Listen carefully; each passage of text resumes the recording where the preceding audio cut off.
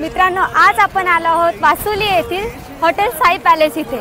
चला तर मग गजीचा भारी बायको पाहिजे नखरेवाली मराठमोळी। इथला ॲम्बियन्स सुद्धा बेस्ट आहे।